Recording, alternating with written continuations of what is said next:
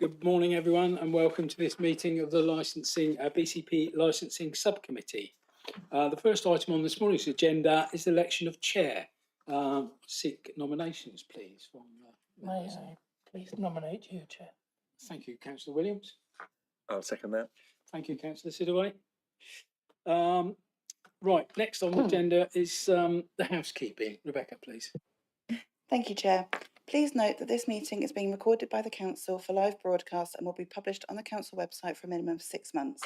The meeting may also be recorded or streamed for live or subsequent broadcast by members of the public, although ultimate discretion in this matter lies with the Chair in case of disruption.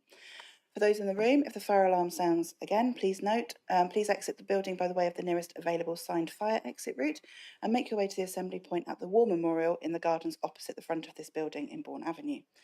Finally, please ensure background noise is kept to a minimum and mobile phones and other devices are turned off or switched to silent for the duration of the meeting. For those in the room, this includes turning off microphones and turning the volume down completely on your laptops. Thank you. Thank you, Rebecca. Item 2, apologies. I know we have none this morning.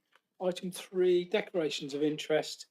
Members, do we have any declaration of interest with regards to items on this morning's agenda? No, not from me. Thank you. No, Chair. Thank you. Item 4, protocol for public speaking at hearings. A protocol for public speaking at meetings of the Licensing Subcommittee is included with the agenda sheet for noting. Item 5, application for Cliff-Top Music Festival, Warncliffe Road, Christchurch, BH235JA. I will now ask each participant to introduce themselves and state their role. I'm Councillor David Flagg, elected chairman for this morning's Licensing Subcommittee. I'm Councillor Lawrence Williams and I'm a member of the subcommittee. Councillor Peter Sidaway, also a member of the subcommittee. I'm Joanne McNamara and I'm the legal advisor to the subcommittee today. Rebecca Rhodes, I'm clerk to the subcommittee today. Sarah Rogers, Principal Licensing Officer. And for the applicant, please. Mandy Polkey, Stir Events, CIC. Thank you. Callum Hooker, Southern Entertainment Services Limited, Production and Events Manager. Thanks very much. This morning we have nobody representing the objectors or those supporting your application, but I just want to make note that members are cognizant of the representations made at Appendix 5 and we will take note of those issues together with your response, Mandy, to those objections. Before I run through the procedure, please may I check that all persons who have given notice of their intention to speak have been identified, and any person who wishes to withdraw a representation or wishes not to speak has been identified. If there are no comments, I will take this as correct. I will now explain the proposed procedure and order of speaking for the hearing as follows. The licensing officer presents the report. Questions of the licensing officer by all parties, members of the subcommittee to go first. The applicant will make their application. Questions of the applicant by all parties, members of the subcommittee to go first. Objectors will make their representations. Clearly we have no objectors with us this morning. All parties will be given an opportunity to sum up with the party who spoke last to go first. The hearing will then conclude. The subcommittee will deliberate in private with the legal advisor and clerk present. Notification of the subcommittee's decision will be given within the period of 5 working days, beginning with the day or the last day on which the hearing was held. The notification of decision will include information about the right of appeal as appropriate. I will now ask all parties to confirm agreement on the proposed procedure or make representations. Mandy, are you happy? Yes, very happy, thank you. Thank you. Callum? Yeah, happy. Thank you. Sarah? Yes, thank you. Please may I remind all parties speaking not to repeat the information which they have already given in writing, but to expand on their written representations. All questions are to be asked through the chair and there will be no cross-examination of parties. I will now ask the licensing officer to present the report. Sarah, please. Thank you. An application has been made for full variation to the premises licence to increase the duration and terminal hour of the Clifftop Music Festival. The festival is held annually on a Saturday from 11 a.m. to 7 p.m. with live and recorded music, performance of dance and the on-sale of alcohol. This variation application was originally sought to hold the event twice a year over an extended 3-day period and to a later terminal hour of 10 p.m. Following representations received and mediation with the application has been amended to extend the current annual event by 1 day to 2 days over a Saturday and Sunday, and a reduction in the requested terminal hour to 8 p.m. on the Saturday and keep the 5 p.m. on the Sunday. 33 representations were received in response to the application, both for and against the proposals. Although the representations received were on the grounds that to grant the application would undermine all 4 licensing objectives, the majority were concerned about the prevention of public nuisance in the first instance. Through mediation, 6 of those representations against the application were withdrawn, leaving 16 representations against and 11 representations in support.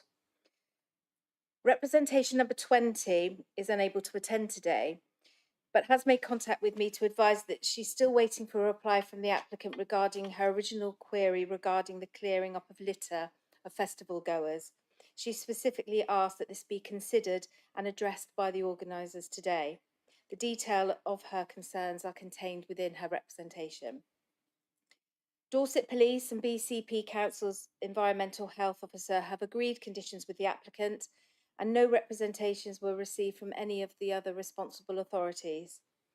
Should this application be granted and the applicants fail to operate in accordance with the licence and the conditions attached to it, they will be aware that any of the responsible authorities or any other person may request a review of the licence at any time. Thank you. Thank you, Sarah. Do members have any questions for the officer at all? None from me, thank you. No, thank you, Chair. Thank you, members. I have no questions either. So can I therefore ask Mandy if you'd be kind enough to address the committee, please? Thank you, Chair. And thank you for the opportunity to speak at the hearing. I wanted to initially give a little bit of background, further background as to the reasoning for the festival and its process and procedure. It was planned as an economic development tool when I was Economic Development Officer for Christchurch and East Dorset Council. It's part of a business plan that was presented in 2017 to help grow Highcliffe. And a number of elements were put into place: websites, social media, maps, and the plan for an event. The idea was to encourage growth and to let people know that there's a wonderful cliff top and sea in Highcliffe, because many people drive straight through and they don't see it. So the whole element of holding it on this wonderful space was to ensure it had exposure and to encourage footfall for the town. So 2017 to 2019, we engaged with the community, with the parish council, residents association, and all local organisations to identify our plans and to engage. And through this time, it was identified that the idea for growth is what we wanted, and the idea for 2 days is what we were going to be aiming for. So the consultation was done with the community, and the actual remit for the event itself being a Motown and soul event was actually identified and discussed and proposed by the residents themselves. So this is where we have the event today. So that's the background for it. When I left Christchurch and East Dorset Council in 2019, I applied to Adrian Trevitt, who was the manager of economic development at that time, to continue with the actual project, because I was a high street specialist and there was nobody else in the council that could actually continue with the project. I was gifted £3,000 to continue, and then we went on to actually get ARG4 funding to continue through BCP Council as well. Everybody saw the benefit of the growth that this actual project and the event itself would lead to. I just wanted to, nobody asked during the proposal of the wider request for the licence that I first initially asked. Nobody asked what we wanted to deliver, which was quite humorous. So I just wanted to give a brief account because we have this wonderful festival and it is well loved, and we want to expand it to a 2-day. But we also wanted to bring footfall into another time of the year, October time, and have a silent fireworks event with laser, with music. Clifftop Music Festival presents a wonderful laser show. Clifftop Musical presents a drive-in movie, so completely silent in cars. But nobody actually asked us what we wanted to do. But we were happy to mediate because we did not want to upset local residents, local businesses. So hopefully we can bring that element in at a future time. So this is why we actually went down to 2 days, and we've lowered the time on the Saturday night to 8 p.m. as well, because we don't want to upset the residents. Our remit is to support. So we have withdrawn our first initial proposal. The Friday night itself that was put in and requested was to have a warm-up, a comedy night outside. Again, not music, not amplified, but fun for the community. Everything is about fun for the community, and also to encourage tourism, because tourism brings people. People buy from local businesses. They come into hotels, they come into restaurants. That's the whole aim. My business is a CIC. The CIC remit that I run on the back of council that I used to be is to encourage growth of every area that I go to. I run Shake and Stir in Southbourne to grow Southbourne. I run Christmas markets in Wimborne to grow Wimborne. The whole remit is different from normal event organisers. Highcliffe is to grow Highcliffe as well as to give a wonderful day out to the community. I just wanted to write down just a few facts that I wanted to read out, if you don't mind, just to do with the objections. So the facts were: no traffic issues were reported in the last 2 years. I broke Highcliffe a little bit on the first event because 8,000 people came to a free event, which showed the popularity for it. Therefore, immediately the next year, we had a park and ride into place and total controls were put into place. So then noise levels. When the objections, noise levels cannot be heard a mile away unless it's the Isle of Wight, because everything is directional, goes straight across the sea. Callum here is my sound engineer for every Stir events, and it's projected sound. Even though we have the sound barriers at the back of the stage, projected sound only goes forward. There have been no reported issues related to alcohol. All respected controls have been and will be in place. I bring in wonderful SIA. I use the same teams every time. I have complete trust in their management. And there have never been any reported inconvenience to anyone. No reported. No money has ever been made from this event as yet. I'm a CIC. Profits go back into the business. One of our objectors, sadly, Highcliffe Parish Council, were my key sponsors last year. They sponsored £10,000 in support of the festival. And then they made a remit with me that if I made any excess, that would go back to them. And we did. £2,400 was the only monies made, and that went back to them. Okay, so no money is made. I didn't even take a management fee this year because we want to grow the event. So, and it says that the land is not designated as an overflow car park, but it is. It is used in that format. But we don't want to use it as that. We want to hold wonderful events there. And basically, the event is not viably financial, or from a security is not viable financially, or from a security perspective, without a fence. So I know lots of locals don't want the fencing there, but I can't hold a viable event where I have to, control people, especially with Martin's Law now, where we have to ensure the safety of people coming into our event. It's our duty of care. I need fencing to manage that. They are black fences, not green fences. It's only a small element, but it was noted in the representations. The area is left clean and tidy. We love that space. We absolutely adore it. We have part paid people come and support us, fantastic professionals, and a huge amount of volunteers. And the volunteers include Rotary, New Forest litter pickers. They are amazing people, and that land is left pristine because we love it so much. I made a video on the day, on the Monday afterwards from last year's event, and it shows very, very clearly that the only things left were 2 toilets, which were about to be removed on that day, 10 bins, which were council hired. There was an issue there because they did not get picked up. So I contacted local BCP event people, event officers to ask for a collection, and I contacted local Highcliffe councillors as well. They took probably about 2 weeks to be collected, but I don't think that is an objectable element because it was not our fault. They were left there and they should have been picked up. So we leave that beautiful time. The cones, which have been noted, there are wild orchids on the field. And every year they are coned. At this moment in time, they are coned and fenced. We enhance that coning and fencing and make sure nobody goes into that area. So we look after the special elements that are in that place. And no paths are ever closed. Access is there until the very moment when the first tickets get sold.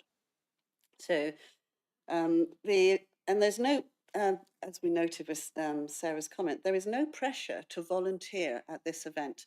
There is one objection from New Forest litter picker lady that we rely on the volunteers. We love the volunteers to help us. We don't rely on them, they offer their help. We don't demand volunteers come and do this. We have the scouts there and they volunteer. We have cadets there, they volunteer and they litter pick. We don't demand anybody, but we do say huge thank you to those that do, and we give them refreshments and look after them and seating, and we're very, very much appreciative. So basically, we've listened carefully to the concerns of every single objection, and we've counted it, we think, with positives because there are no negatives.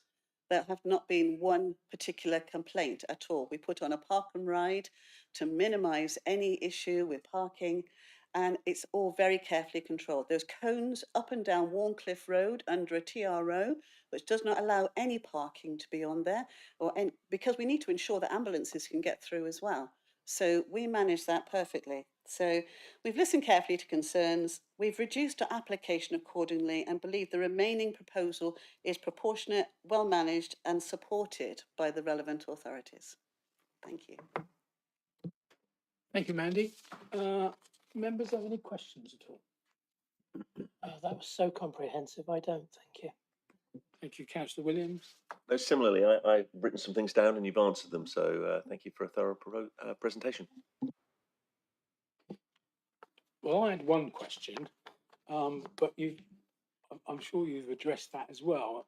But because it was mentioned in the officer's report, I just want to refer to the objection number 20, and just wondered if you might want to just expand on that at all, Mandy. I've also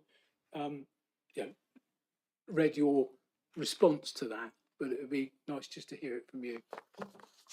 Would you mind repeating the objection again? So yeah, it was for the litter picker. It was the litter picker. Please refuse.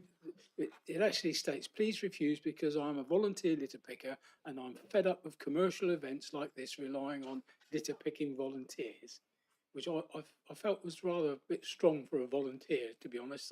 So I'd be grateful if you could just enlighten me as to anything else you can add to what you've already told the committee. No, that's fair. I mean, the New Forest litter pickers are amazing. They come onto all my volunteer events and such like. They're part of the committee that we put together. People are encouraged to be volunteers, and probably about 30, 40 people came. The fact is that it's not a commercial event. It is not identified by BCP Council as a commercial event. It is a community not-for-profit event. I'm as close as you can get to a charity, basically. The prices that we charge cover the costs only. That is it. So we very much appreciate the volunteers coming, but we do not expect or demand. Thank you, Mandy. Any questions at all, Sarah? No. Callum, did you wish to address the committee or anything else you can add? No? Okay, thank you for that.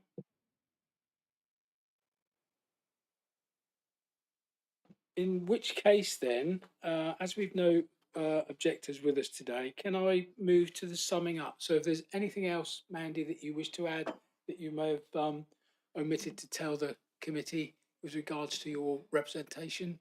No? Super. Okay. Right. In which case then? Okay. Thank you, Sarah. Right, in which case I will now conclude the hearing. At the end of this meeting, the subcommittee will adjourn in private with the legal advisor and the clerk to deliberate. The decision will be conveyed to you in writing as explained earlier. We just have one more item on the agenda, which I'm happy for you to stay there for a minute, Mandy. Shall I just see the appeal? Oh, yes, please.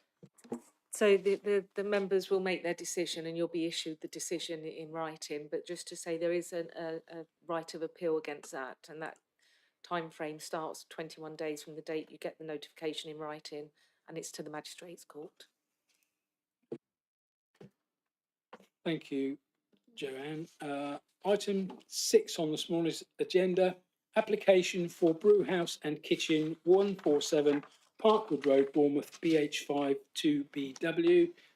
The licensing authority has received an application for a new premises licence for the premises known as the Brew House and Kitchen 147 Parkwood Road, Bournemouth, BH5 2BW. And the licensing subcommittee is asked to adjourn the hearing until the 3rd of February 2026 to enable the applicant to be represented at the hearing in accordance with the Regulation 12 of the Licensing Act 2003, Hearings Regulation 2005. Are members in agreement that this item be adjourned? Agreed. Thank you. Thank you, members. There being no further business to conduct, I now declare the meeting closed. Thank you.